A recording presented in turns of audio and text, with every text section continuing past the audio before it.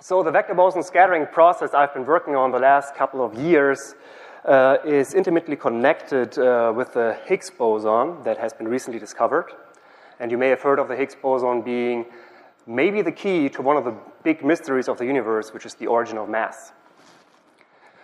The tool or the instrument that we use to study vector boson scattering is the ATLAS particle detector at the Large Hadron Collider at CERN, where we collide protons at the highest energies ever achieved by mankind. You can imagine the ATLAS detector being like a gigantic digital camera taking pictures of what happens when you collide protons at these very high energies. And what you see here in the center of the slide is actually one of these pictures, one event display as we call it, that displays what happens in one particular proton-proton collision. I will explain a bit more in detail, of course, what you see in this picture and also vector boson scattering, Higgs mechanism, and all these things. And by the end of the talk, hopefully I have explained well what you see in this picture and why it's relevant for vector boson scattering. The work here at BNL has been performed inside of the Omega group at the physics department as a part of the ATLAS collaboration. And the work has been funded by DOE's Office of Science. So before I now jump into vector boson scattering, Higgs mechanisms, ATLAS detector, and so on, let me start with the bigger picture, the big scientific motivation. Why are we smashing protons into each other? What do we hope to learn from this? So the questions that we're trying to answer are as old as mankind. What is this world made of? What holds these building blocks of this world together? And people have been thinking about this now a couple thousand years and came up with different ideas. Empedocles, for example, suggested there be 4 elements: fire, water, air, and earth, that everything is made of, and as fundamental forces, he suggested love and hate to bring stuff together or drive it apart. That's a very nice theory paper, I would think. We should put it on the archive. However, he was not the only person thinking. Democritus, around the same time, came up with the concept of indivisible atoms, which from today's perspective is rather smart. The problem back then was they didn't have the experimental means to test the hypotheses that were put forward and see what is implemented in nature. So what they did, they went with their gut feelings, and sure enough, the gut feeling told them, let's stick with the 4 elements. And these 4 elements, this idea stuck around for quite a while, and it's actually still present in today's culture, or maybe even pop culture. If you know this character here, that's Avatar Aang, the last airbender, saving the universe by mastering all 4 elements at the same time. However, we have learned a few things in the last couple hundred years, and I would like to summarize what we now know to be or think to be the fundamental building blocks of matter and the fundamental interactions. So let's start with the fundamental building blocks of matter. We start with a physicist thinking about what the world is made of course thinking about particle collisions. And if you don't recognize this person, that's actually a caricature of Mr. Higgs himself. So if you start with a hair on top of his head, that has a diameter of roughly 100 micrometers, or 4/1000th of an inch. If we zoom into that hair, we will find molecules that are 100,000 times smaller than the diameter of the hair. If we zoom into the molecules, we will find atoms, which are a factor 10 smaller. And you may have seen this picture before, so we have the nucleus in the center, pretty small, and then we have in the classic picture electrons whizzing around this nucleus. If we zoom further in, we will realize that the atom is a whole lot of empty space, actually, because the nucleus is actually 10,000 times smaller than the atom itself. And inside of the nucleus, then we will have protons and neutrons, which are now at 10 to the minus 15 meters, or a Fermi meter. And inside these protons and neutrons, we have found what we nowadays think are the fundamental building blocks of matter, which are quarks. So to build protons or neutrons, we need up quarks and down quarks. They come in thirds of the electric charge of the electron. So if you want to build a proton, we take 2 up quarks, 1 down quark. If you want to build a neutron, we take 2 down quarks, 1 up quark. And basically, if you have enough of these quarks, we can build a nucleus. What we need next to build our universe will be electrons, which have a neutral partner particle. And basically, this is the big construction kit for the universe. If you want to build our universe as you see it, the room around you, you just need lots and lots of these particles and put them back together until you end up with something visible. However, while we were looking for these fundamental constituents of matter, we found there are actually more than we need to build this universe, which is quite a puzzler. For example, we found for the up quark, there's a partner particle, it's more heavy. The charm quark, actually discovered here at Brookhaven. Also, the down quark has a partner particle, the strange quark. The electron has a heavier brother or sister, the muon, with a neutral partner particle again, which also was discovered here at Brookhaven. So Brookhaven actually played quite a significant role in establishing this picture I'm showing today. To make things worse, there's even a heavier copy of these particles, the top quark, the bottom quark, and the tau lepton. And we have no idea what these generations of particles are for because we don't need them to build the universe we live in. However, so far we have tested them to sizes of 10 to the minus 18 meters, so to the best of our current knowledge, there's no further substructure behind this. And so that's why we talk about the fundamental building blocks of matter. And when you see this particle contents, I should mention we should actually double this because for each particle there will be an antiparticle. And I will explain the concept of antimatter in just a couple minutes. So these are the fundamental building blocks of matter. What about the fundamental interactions? As I will try to demonstrate now, you can model the interactions of these fundamental particles also through the exchange of other particles that we call force carrier particles. So if you want to, for example, model a repulsive interaction between two positive charges through the exchange of another particle, imagine these two guys in the boats are these positive charges. We want to have a repulsive force between them through the exchange of a particle. So what you could do is you could throw a ball back and forth that would transmit this force, and these boats would start drifting apart. If you want to have an attractive force, so opposite charges, that will be a little bit more tricky, but if you think about it long enough, you will come up maybe with the idea you could throw a boomerang that the other guy catches, and then these boats start drifting together. All right, so that's in very simple pictures how you can model the interactions through the exchange of particles. So what forces are there? What do we know so far? So there are four fundamental interactions that we know so far, and let's start with the top left here. The electromagnetic interaction brings then the nucleus together with the electrons and forms then the molecules and so on. And the exchange particle is the massless photon. The strong interaction is responsible for holding the quarks together inside of proton and neutron, and also residual force to keep together the protons and neutrons in the nucleus. Otherwise, the protons would like to get away from each other because they're positively charged. The exchange particle here is the massless gluon. Now we come to the weak interaction. The weak interaction, as you can see from this picture, is associated with radioactivity, which makes most people back off and want to have nothing to do with it. However, the sun, for example, could not burn without this interaction, so we very much need this interaction to be able to live on this planet. And it's responsible, for example, for the conversion of a neutron into a proton, which is called the so-called beta decay, so we emit an electron and its neutral partner particle here.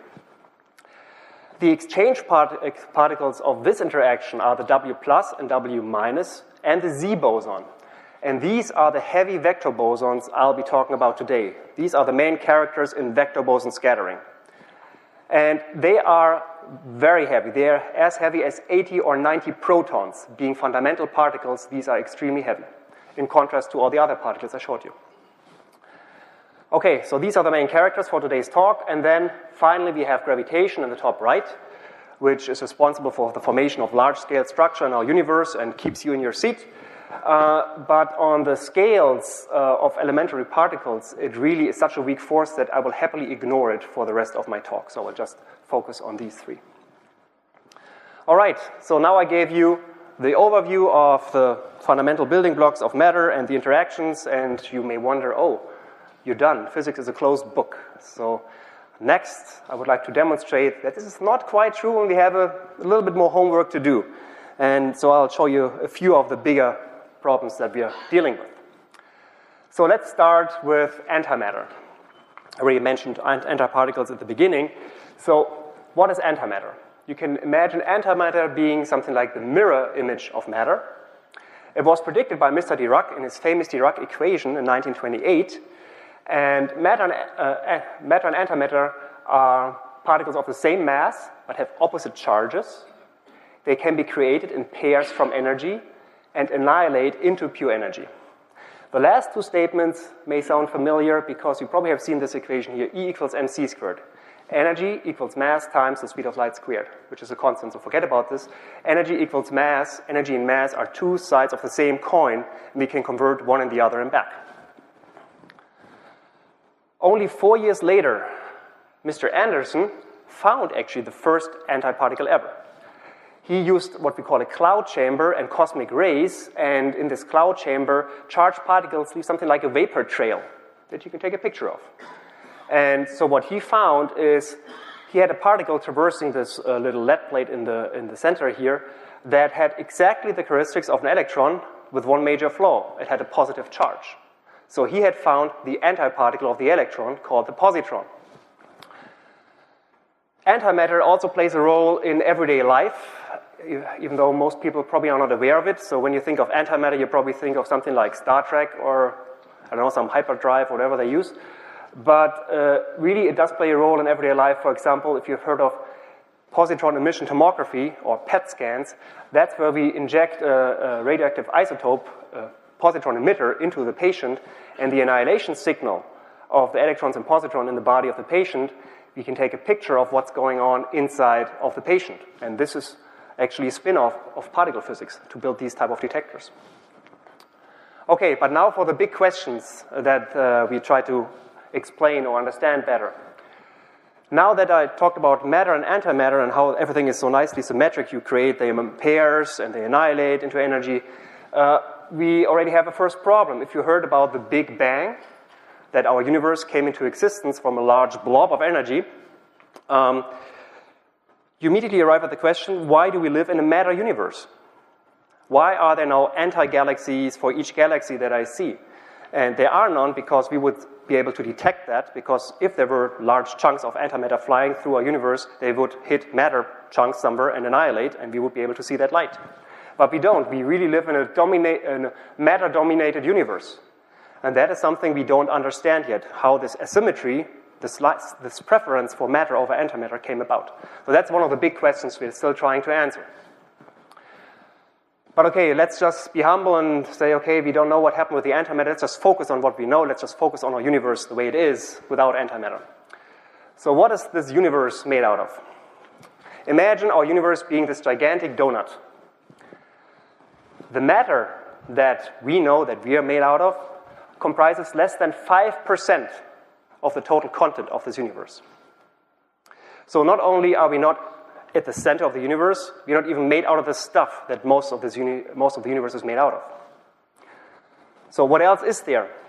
Well, next there's dark matter with a little bit less than 25% of the universe. Dark matter we know exists, for example, through watching galaxies and their rotational velocities, and we see these galaxies, they spin faster than they should be able to given the mass that is visible. So there's something else there that makes them spin faster, so we see dark matter through the gravitational impact it has. Then, to make things even more mysterious, the largest chunk of the universe is dark energy, a bit more than 70% of the universe. And dark energy we uncovered by looking at supernova explosions. People wanted to study the rate at which our universe is expanding, and they expected that it would get slower and slower because the gravitational impact should at some point pull it all back together. What they, however, discovered is that the expansion is actually accelerating. And for that, you need something with an anti-gravitational impact, which they then dubbed dark energy. So whenever we call something dark, that means we don't really know quite yet what it is, and so I cannot give you many more details on that. So this is the big question marks or the sprinkle on this donut. So again, we can focus on the things that we think we understand, so let's just focus on the matter sector and the particles I just showed you, and the interactions. So now we come to one of these big open questions, the origin of mass. The master equation of physics that describes all these particles and their interactions I just showed you has one major flaw. Originally, it foresees massless particles. So also the W and the Z boson that are so heavy I just showed you are massless in this equation. And that, of course, makes the theory less than useful because we want the theory to describe what we observe in data. And then Mr. Higgs and Mr. Brout and Mr. Englert came up with the idea how to fix this theory by introducing a Higgs field. And so then They fixed the theory, but that means this equation that they fixed up needs to contain somewhere a Higgs field and a hint for the Higgs existence. And just to show you now this master equation of physics and that it needs a Higgs, I present to you the master equation of physics in its simplicity and beauty. And yeah, you can show me where the sign is wrong in here. So just to get the point across, so there's lots of H's in here which we need. So that's the Higgs is really a fundamental constituent of this theory. Now, without the Higgs, it doesn't work. So, which brings me to the next point, the Higgs mechanism. So now I will try to explain the Higgs mechanism. So there's two things you want to learn. First, how do particles get their mass through the Higgs mechanism? And second, what is the Higgs boson? Why should there be a Higgs boson? Okay, let's start with the first question. Let's imagine a cocktail party. We have the guests of the cocktail party scattered randomly around the room until a celebrity enters. For example, Einstein. Now things change. Einstein's main objective is to get across the room as quickly as possible because that's where the cookies are. Now he has a problem. As he traverses the room, people will recognize him, they will cluster around him, pat him on the back, tell him how much they like his last paper and so on, and that effectively will slow him down in trying to get across the room and hence give him mass. We could also say in physics lingo, Einstein couples quite strongly to the Higgs field. For comparison, if I were to enter that room and try to get to the cookies, I could move much faster because most people don't know me, they wouldn't try to interact with me. So in physics lingo, I would couple much less to the Higgs field, and hence I would have much less mass compared to Einstein. So this is how you can imagine particles get mass through the interaction with the Higgs field. Okay, that was part one. Now for the Higgs particle itself. Back to the cocktail party, our Higgs field here in the universe. Imagine now somebody starts a rumor in here, like Einstein is coming. What will happen next is people will stick their heads together to propagate the rumor. Everybody should know that Einstein is coming, right? And this picture now looks very similar to the picture you saw before, only that there's no Einstein in this cluster, in the center of this cluster. So this is a particle moving through the room that we call in physics terms an excitation of the field, which corresponds to the Higgs boson. So if there's a Higgs field, there should also be a Higgs boson, which is actually a good way for us to verify whether or not there is this Higgs mechanism, whether this is really true or just a theory, among many others. Okay. So this theory is now 50 years old. 1964 is actually when these papers came out.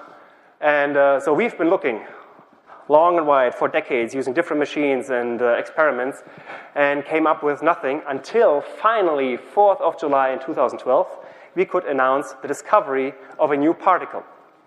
It was actually quite fun that morning. If you just got up and looked at any random newspaper online, you would find some article trying to explain what it is that the Atlas and CMS collaborations had discovered at the Large Hadron Collider.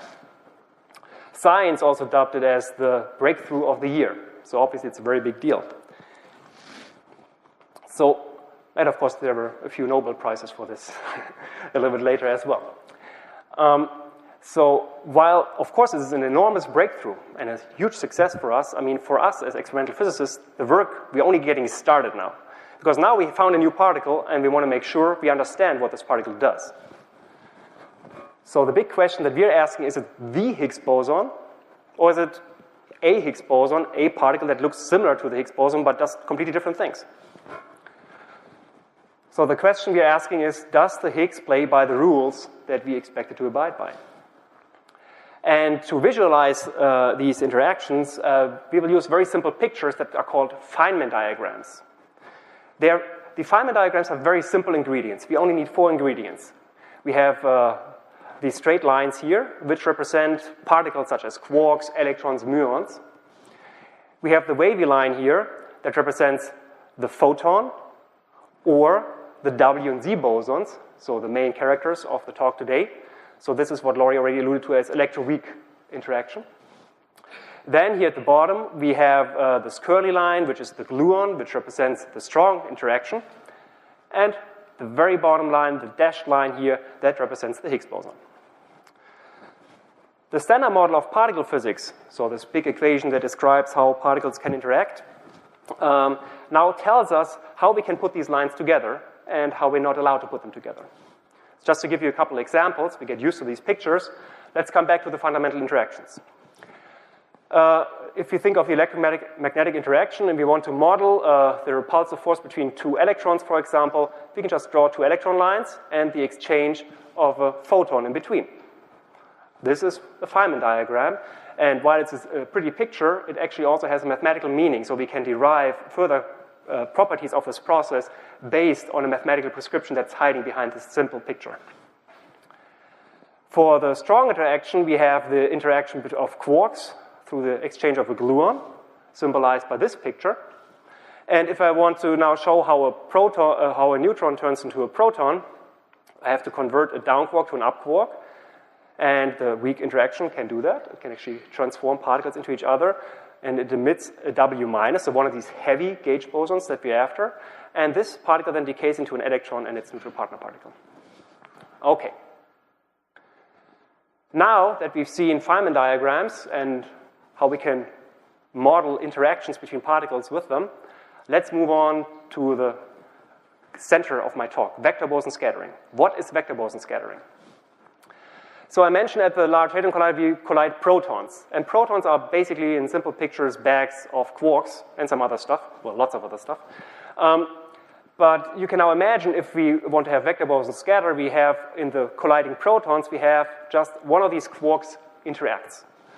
So each of the quarks in the colliding protons can radiate off one of these heavy vector bosons that we symbolize here with a V, V standing for a W or a Z boson.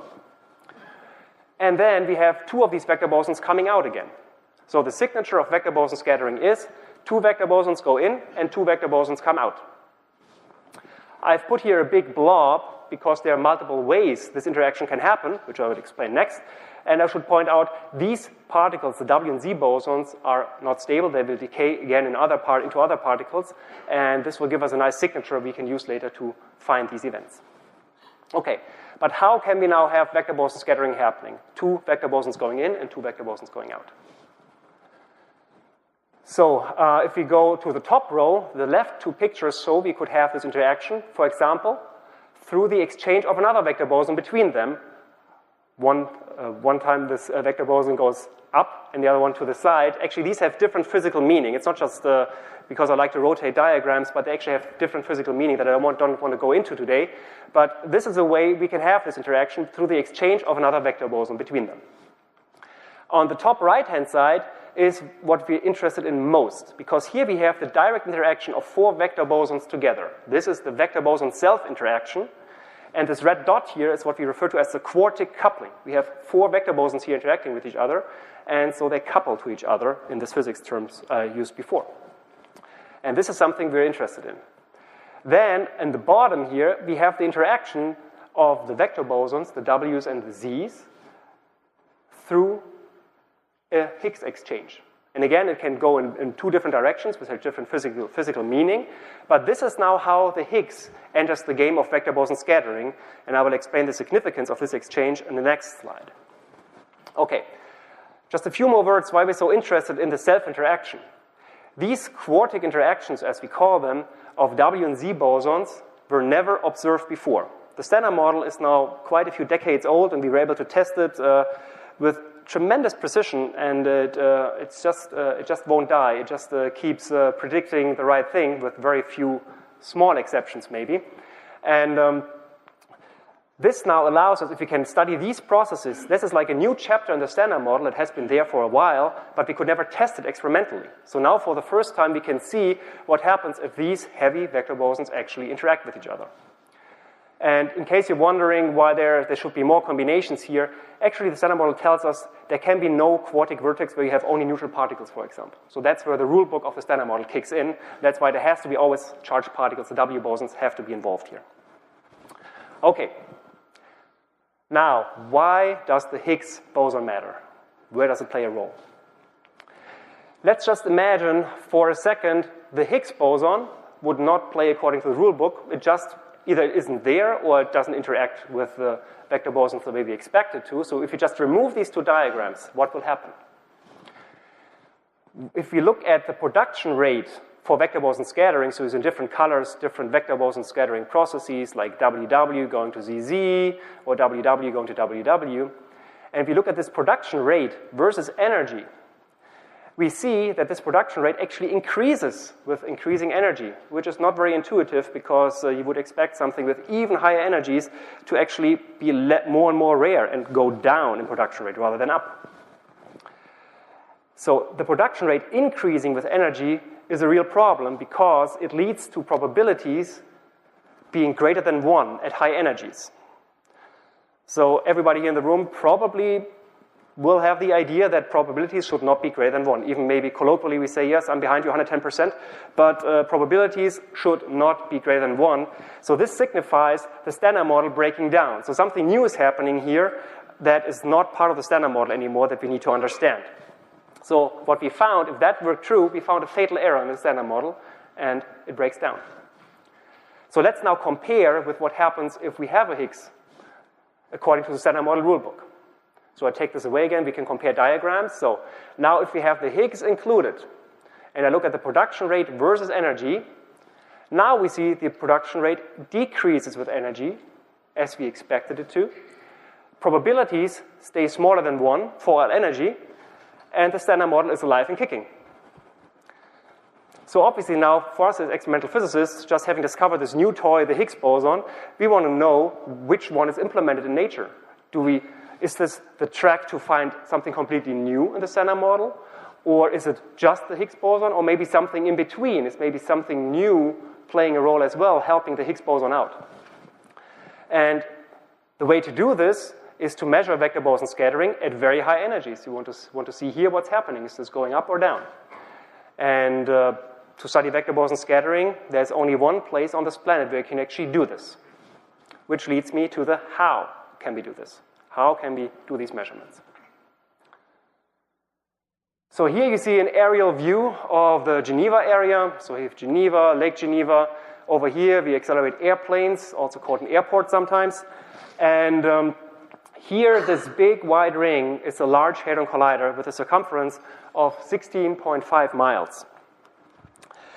So that's quite impressive to behold if you actually get a chance to go down there.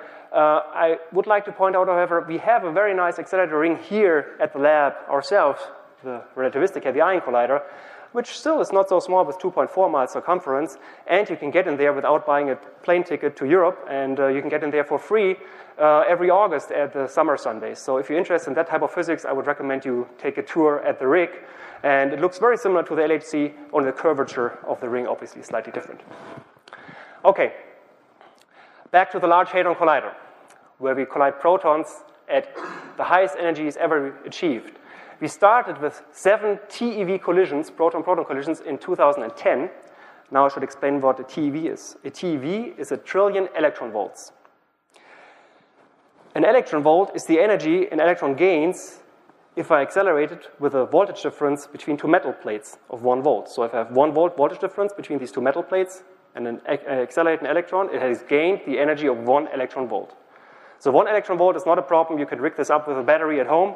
It's very easy, but 1 trillion electron volts, you will probably rather quickly agree, we need dedicated facilities to do that, and this is the Large Hadron Collider. Okay, I don't want you to be disappointed when you fly into Geneva Airport and you don't see this nice white line looking out of the window, so I have to confess you will not see that. I just superimposed it in this aerial view. There is no ring road like we have here at the lab or at Fermilab, so you will not be able to see that, because the whole thing is 300 feet underground without the ring road. We have 4 main experiments at the Large Hadron Collider. Here at the top left, we have LHCb, which looks into the matter-antimatter symmetry I mentioned at the very beginning, so trying to understand a bit better why we live in a matter universe.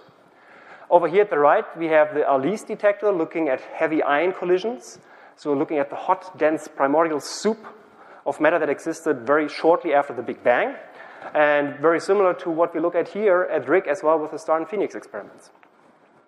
And then finally here we have the ATLAS and CMS detectors in the center, which look for Higgs bosons, dark matter candidates, and all kinds of other things. So we call them general purpose detectors. And since I'm working for the Atlas collaboration, guess which detector I'm showing you? Okay, this is the Atlas detector, a toroidal LHC apparatus. It weighs a mere 7,000 tons, is 150 feet long, and 82 feet high. So when I said gigantic digital camera, I meant it. The proton beams come in from each side and are brought to collision here in the center of the detector. And the detector works like a cylindrical onion. We have different layers of detector that serve different purposes. At the very center of the detector, we have the tracking system that allows us to measure the trajectories of charged particles as they emerge from the collision. This tracking system is then surrounded by the calorimeters, which allow us to measure the energy of the particles. And then these calorimeters are surrounded by a gigantic muon detector. These are superconducting magnetic coils. We will see them very soon in a picture. And muons are the only particles that can traverse all of the detector and leave a track outside of the calorimeters. So that's why we built these gigantic muon chambers around it so we can detect these muon particles. Again, muon was the heavier brother or sister of the electron. So this is what the Atlas detector looks like, and coming back to the digital camera analogy, your digital camera probably has something like 10 megapixel, and this digital camera has something like 100 megapixel. So you would think, well, that's not so different. What's the big deal about this camera? The big deal is the rate at which you can take pictures. Your digital camera can maybe, if you have a good one, take like 10 pictures per second. This digital camera takes 40 million pictures per second. So that's why you cannot just go to your favorite electronic stores around the corner and buy this off the shelf. You have to build it yourself. I will come back to why we need so many collisions in just a few slides. But let me first comment on the Atlas detector and the collaboration behind it. Obviously, such a huge instrument has to be operated also by a rather large collaboration. And the Atlas collaboration comprises about 3,000 scientists working together from all over the world. So this is what you can call the Atlas World Domination Map. Like every year we keep adding a little country here. So, but it's really nice to see how we actually work, even though there's maybe some countries that are usually not on good terms with each other, how we manage to work together, having the common goal of understanding better how the universe is made of, what it is made of. So 38 countries so far are participating in the Atlas collaboration, and the US plays a major role inside of this collaboration. So we have roughly 700 people in the US, including 170 students, 44 universities and labs in 21 states. So we are a big player in the Atlas experiment in the US. Now the picture I promised of the Atlas detector, that's the most famous one that you have a high likelihood of having seen before. So here, just to point out, these are not just like some pipes or so. We need to, these are not the AC or anything. These are the superconducting coils of the muon system I pointed out before. So this is the superconducting magnet system, and we still have to install the muon chambers, the tracking chambers in here. In the back here, we see the calorimeter, the energy measurement detector, being rolled in. So the beam will go into this picture and come out of the picture. That's where we do the collisions. And these little trapezoids here I inserted that are flashing signify where we, for example, contributed with front-end electronics, very delicate and very high-tech components to the construction of the calorimeter. We also contributed to the construction of the muon system, and also the magnet division, for example, contributed through giving special magnets to the LHC construction. So BNL has played a major role in the construction of both the LHC and the Atlas experiment. Okay, and down here, to give you a sense of scale, that's actually a person. So, okay, how does this digital camera work? So we have proton-protons colliding in the center of our detector, and from these collisions, all kinds of particles emerge that decay into other particles. So we have decay chains of particles that we're trying to reconstruct. For that, we have to be able to identify the different particles that were produced, so we can put them back together and go backwards in the decay chain, a bit like Sherlock Holmes, and see what has originally happened from the decay products that we observe. So what we have here now is how we can tell these particles apart. So an electron, for example, is a charged particle. It will be curved in the magnetic field of the detector and leave a nice track before depositing its energy in the colorimeter. A photon, however, is not charged, will leave no track, but also it will be straight line and just going to deposit its energy in the colorimeter. Very similar, we can tell proton and neutron apart, only that they tend to deposit their energy in the further out parts of the colorimeter, what we call the hadronic colorimeter. Finally, we have here the muon, which can traverse all of the detector and finally leave a nice track segment in our muon chamber.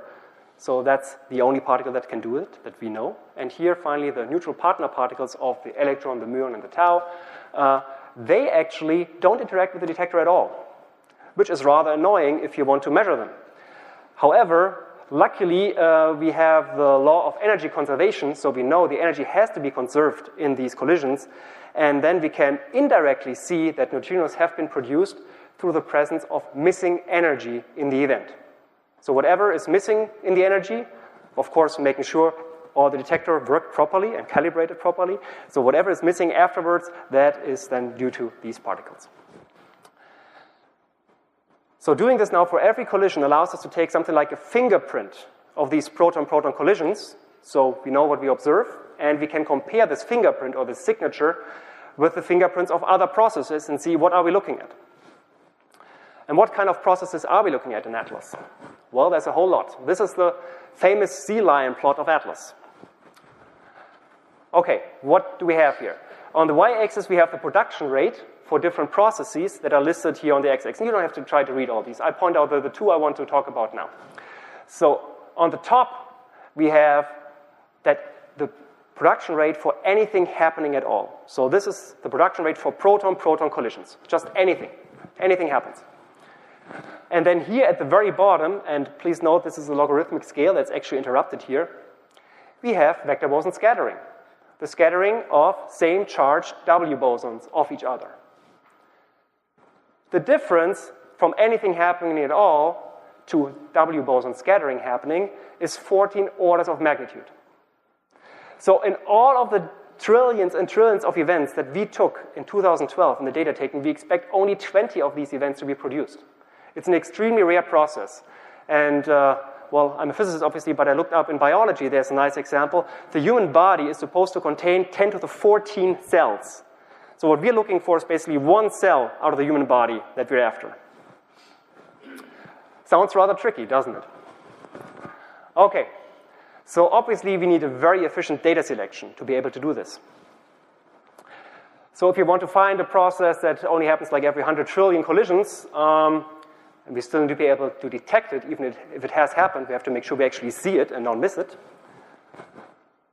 This is pretty much the needle in the haystack in the advanced version, like the expert mode, right? And now you understand why we need high collision rates. If we were only to take 100 pictures or 100 collisions per second, or 10, and we know we need 100 trillion to produce any of these events, well, you wouldn't be able to see anything in your lifetime, and we would like to measure something in our lifetime. So that's why we have very high production rates that are necessary, but that means we have to be able to filter out from these very high production rates the events that are of interest to us. So that's like drinking from a fire hose, and in this case we use the garden hose to spare the child. So, quite tricky.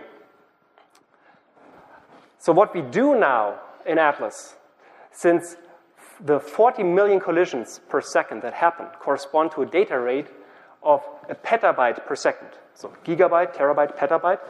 So that is a volume of data that even we realize, well, that's something we cannot handle. It's too much. We have to boil it down somehow to the interesting physics that we are after. So we can do this by using the signatures of different particles being produced that we're interested in, and then we can cook it down to a few hundred events per second that correspond to a couple hundred megabytes per second.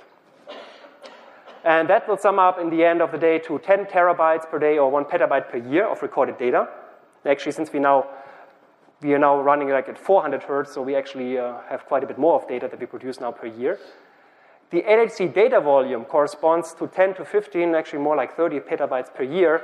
And if you think of data preservation, just to point out, CDs would not be a good choice because you would need a 12-mile high stack of CDs to actually store that data. So obviously we're not using CDs, but tape drives and so on. But still, it's a huge challenge to deal with this amount of data. And what we do to handle this data, we have the worldwide LHC computing grid. So we have 170 computing centers working together in 40 countries, having a network of national and international grid computing projects, and we run 2 million jobs every day and have all this data distributed over the world. And now coming to Atlas, for Atlas itself, we have a so-called tiered computing system. So the source of all the data is our experiment, the Atlas detector, which is called the tier 0.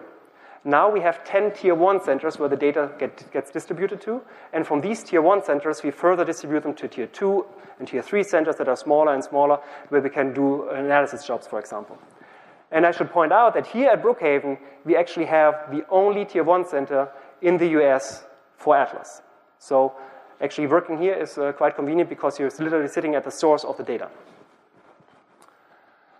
Okay, so that's enough maybe about the data selection. Let's move back to the fingerprint that we can use to select out of these trillions and trillions of events, the ones that we're interested in.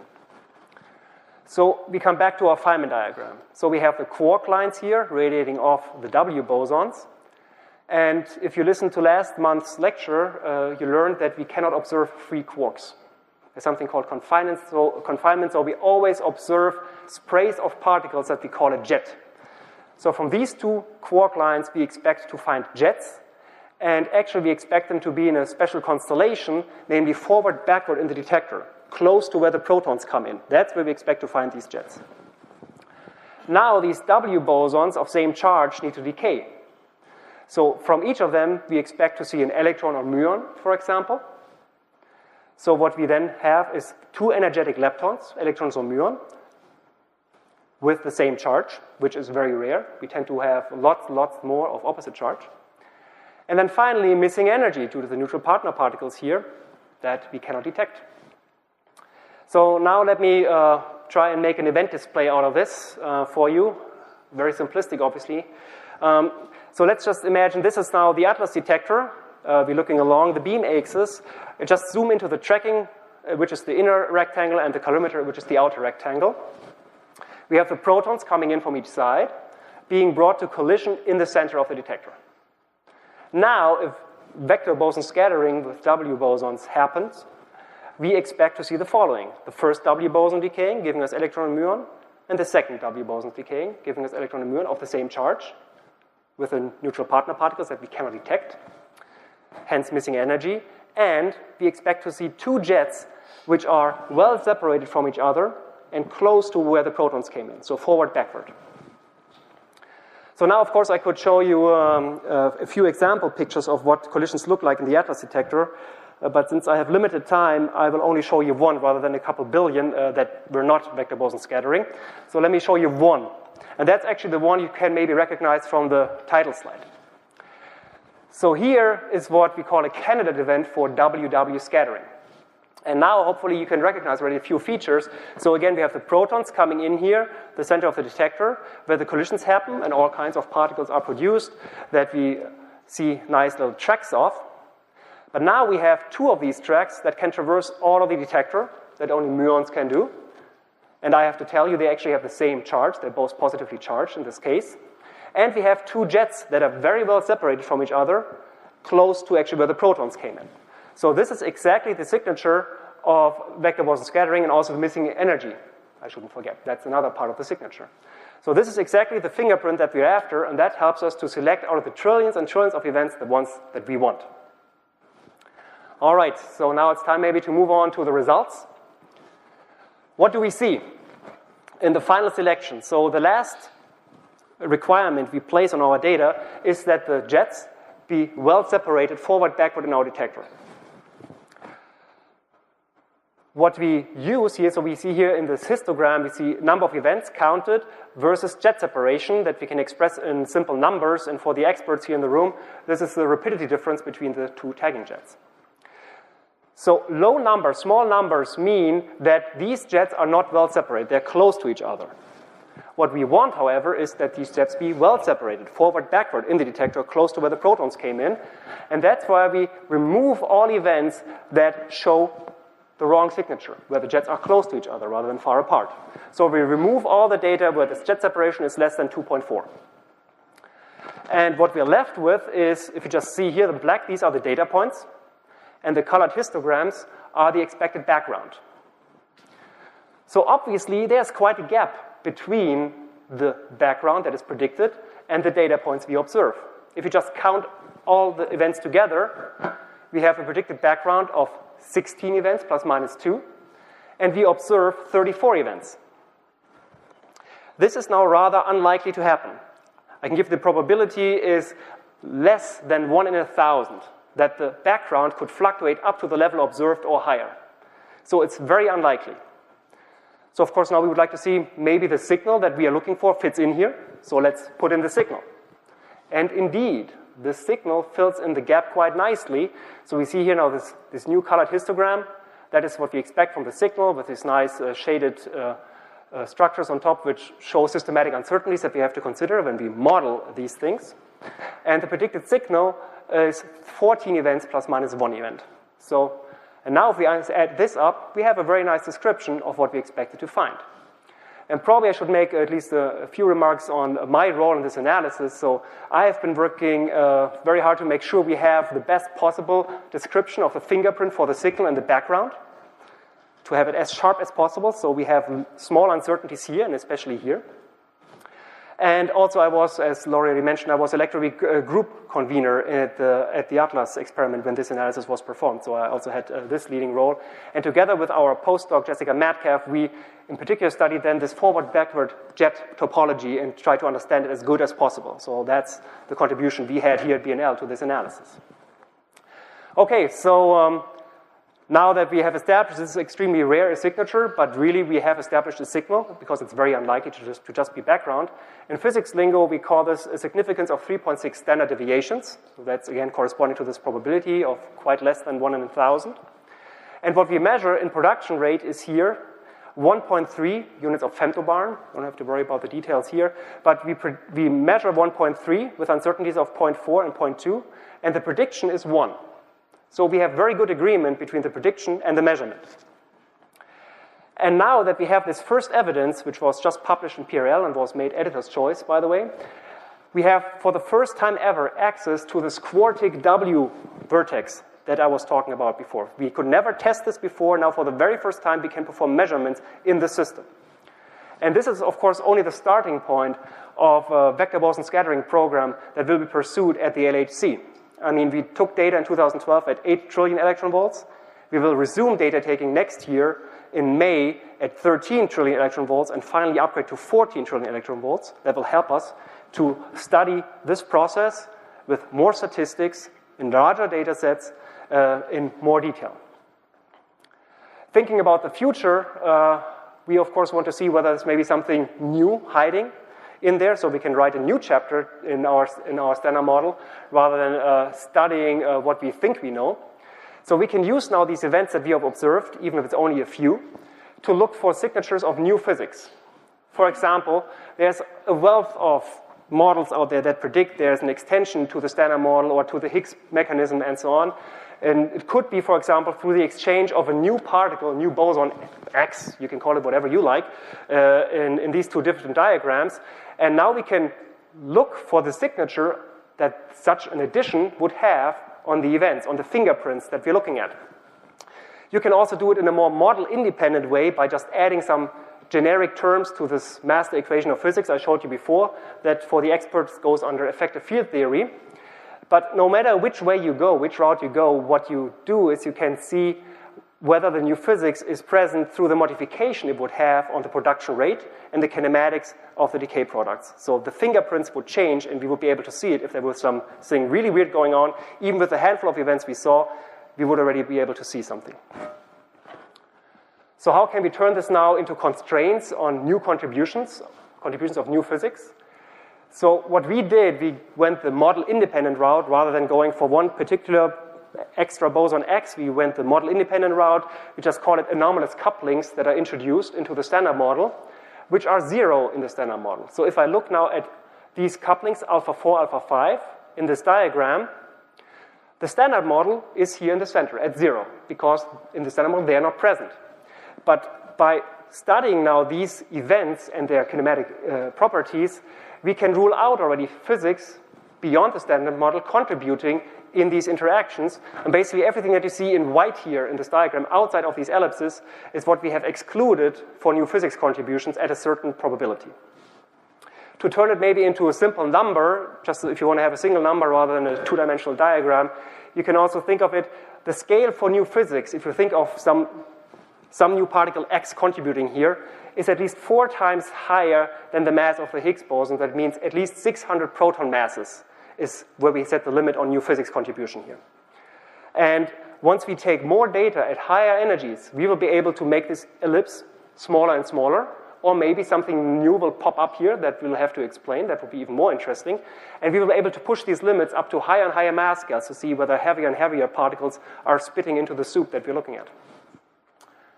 Okay. Now looking into the future a little bit, we have performed quite a few studies here, what else we can do with vector boson scattering, both in the near-term future, in the next decade, and also in the longer-term future, a couple decades away. So what could we see, for example, if we have a data set that's 15 times as large as the one that we used for the observation I just showed you, compared to 10 times more data? So we modeled the impact of new physics in this mass distribution of the jets and the electrons and muons that we detect. And you see here, this excess here in the tail of the distribution is a sign of new physics. And so using this specific model, we can quantify how much we would gain by a factor of 10 more data. It is a factor of 2 in sensitivity for discovery of new physics. So it's definitely an interesting option to go after. And if you're interested even in the longer future, let's say we had lots and lots of resources to build like a 100 TeV collider rather than 14 TeV collider, the gain in sensitivity actually is a factor of 100. So it's definitely interesting if we ever have the resources to look into vector boson scattering also at a future facility. All right, let's slowly wrap it up. Coming to the very near-term future.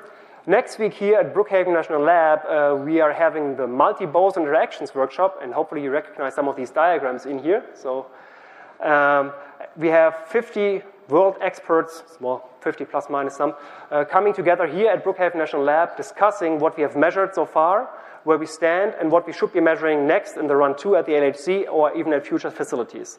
So this will be happening next week, and if you run into any of the participants, why don't you stump them with a question about vector boson scattering? I'm sure they will be heavily impressed by the average knowledge in this laboratory. Okay. To summarize, what we see so far, we have established now the first evidence for a process that's extremely rare that we've been going after, and that also tells us something about how the Higgs boson works, if it works the way we think it should. And so right now we know that we see something, but we're not sure yet, okay, which is it? Is maybe something else playing a role here, or is it the standard model? You can tell I have small children at home because for me the Elmo is the standard model. But with the current data set, we cannot tell yet. So we need more data. And once we add more data, the picture will become more and more clear, and we'll be able to rule out contributions beyond the standard model with higher and higher precision. All right. Good. That brings me to my summary. So I hope I could convey that physics is not a closed book. We have quite a few open problems that we are still trying to attack. So the question of what happened to the antimatter in the universe, what about dark matter, dark energy, what is happening with the origin of mass? Is the Higgs really doing its job? And that's where we can use vector boson scattering as a tool.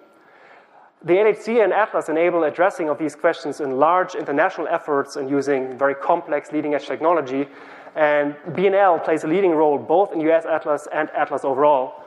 And so I already mentioned we have played a big role in the construction, also in the operation, as we are also playing a big role in the analysis.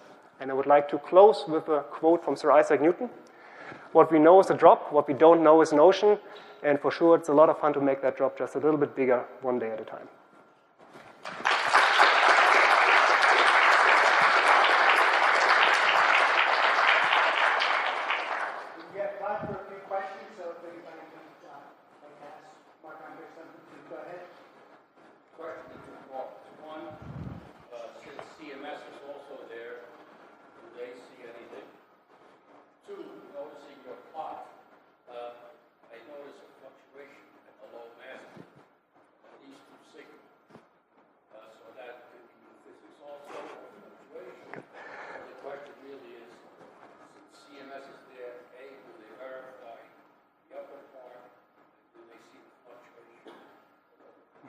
Okay, I have to repeat the question for the offline audience so they can follow what I'm trying to answer.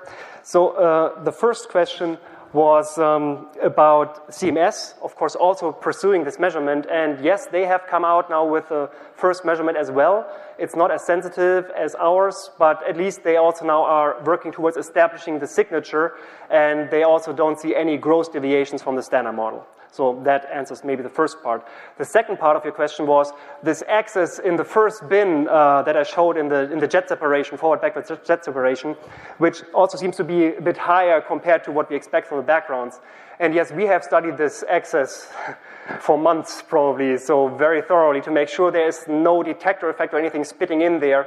So in the end of the day, we concluded this is a statistical fluctuation, and we have not seen anything similar from CMS, which of course would raise the question, wait a minute, what is happening here? But this is also the area that is not populated really by our signal, as you would have seen from the signal distribution. This could, of course, be something new, but likely nothing to do with vector boson scattering, which lives in the large jet separation area. Mary.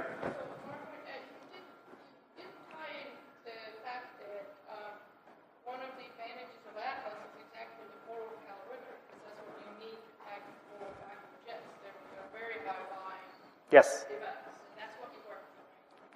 Among other things. So the question was, I didn't praise Atlas enough, and I do apologize if I did not. Yes. The big point is that because we do have an excellent forward calorimeter, and that is very useful to be able to measuring these signatures. However, the acceptance of CMS, I would have to think, it's not that different. I mean, our calorimeter is better, but that's a different question. So, okay, Mike. I was just commenting. I have a question. If your magnetic field geometry might matter compared to theirs.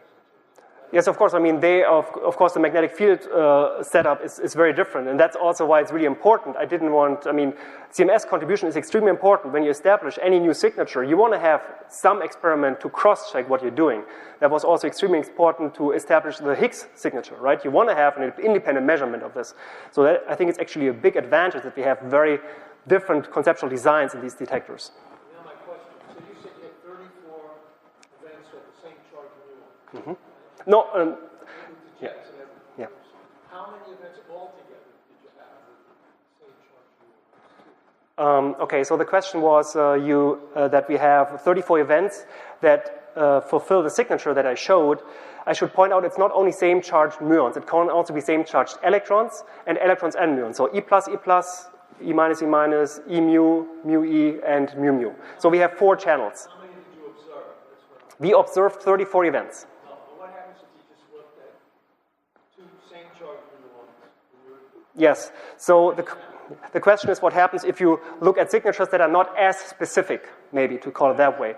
And that's actually a very important control region for us to make sure we understand the backgrounds that I was showing here. We actually study the distributions of our data in phase spaces, that we call it, that are a little bit removed from the one that we're looking at, and we verify our background model in these control regions. If you actually go to the PRL paper, you will see the measurements in 4 different regions that we use to control and make sure we understand our backgrounds.